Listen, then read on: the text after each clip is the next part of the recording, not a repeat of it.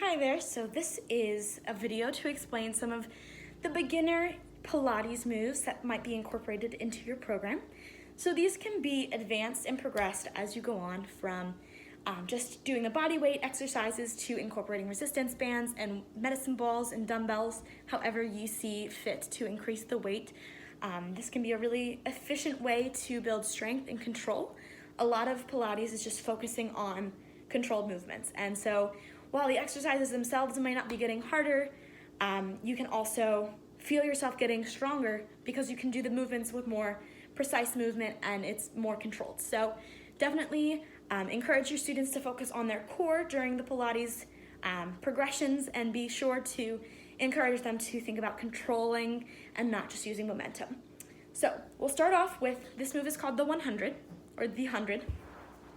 So you'll have your students lay on their backs and bring their knees up to a 90 degree. Bringing your shoulders off the mat, you'll then pulse your hands up and down. If you want to make it a little more difficult, straighten out your legs and point your toes. So do that move. In the actual original Pilates, that was to be done 100 times. Maybe not the best way to start out your beginners, but definitely an effective move for strengthening the core. The next move I'm going to show you is the shoulder glute bridge. So you'll lay back down on the mat like you did with the 100, and then you'll lift your hips, keeping your palms flat on the ground and your head straight up. You'll lift your hips, utilizing your glutes and your core. And as this becomes easier, you can bring your feet in closer and get the hip raised higher so it sort of engages your muscles more. And if you want to incorporate, you can have your students squeeze a ball between their knees to keep them activated, or as it gets more difficult, you can lift a leg and then lower it back down. So whatever your students deem to be the most efficient and controlled, you can progress them as you notice their movements. So that is the glute and shoulder bridge.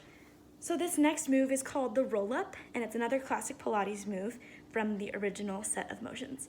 So you'll have your students lay down with their back on the ground and their arms extended above their heads. As you do the roll-up, you'll bring your hands up, and then you'll peel your abdomen, or your spine, off the ground until you're here, and then bend into a spine stretch. Feel free to bend the knees if you need a little deeper stretch that way, however works for you. And then you come back down slowly, lowering yourself with complete control. So as you go, your students might find it a little more difficult to begin with that one without their feet coming off the ground, but encourage them to focus on control and not momentum in that particular exercise. As it becomes easier, you can encourage them to do the boomerang, which looks similar to the roll-up, except that you bring the legs up, you come up off the ground, you hover, lay down your legs, and then stretch into the spine stretch.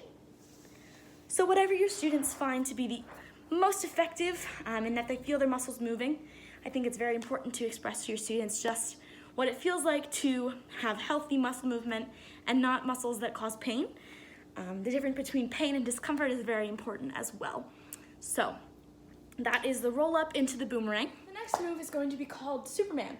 So essentially you have your students lay on the ground and they'll put their arms out in front of them and lift the legs and the arms about 6 inches off the ground. And if you want a little more movement, you can kick your legs. The next advancement of Superman is called pull the straps. So essentially you have your legs spread out in this one. So your legs are farther than shoulder width apart, your hands are shoulder width apart. And as you pull your legs back together, you take your extended arms and pull them down. So the move looks like this. This one takes a little more coordination, but as your students progress, that's a good way to further enhance what they're attempting to do. So next we'll start from the hands and knees, and we'll run through the cat-cow progression. So cat begins with your hands and knees on the ground, stabilizing that way, and arching your back, utilizing your core to get your back as high as you can, and then dropping your spine and lifting your pelvis to stretch out the back. So this is a good move to work through the core muscles, the back muscles, and get a good stretch in that way. So next we're gonna come up to a standing position, and we will be doing a slight bend in the knees into a partial squat, and be doing a boxer move through the squat here. So as you're holding the partial squat, brace your core for stability, and you're going to cross, slow and controlled. Really feeling your obliques as you cross across your body and driving all of your power from the core. So, as you do this, you should feel your core, your lower back.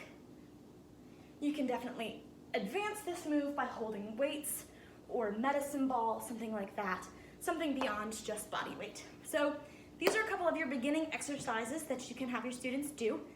Feel free to modify them by either adding weight or taking away weight, depending on the progression that you choose. But I hope this has been helpful to sort of give you some guidance for what your Pilates workout should begin to look like. There are lots of different videos online as well that have information about beginning Pilates and moves that are good for strengthening the core, especially during this program.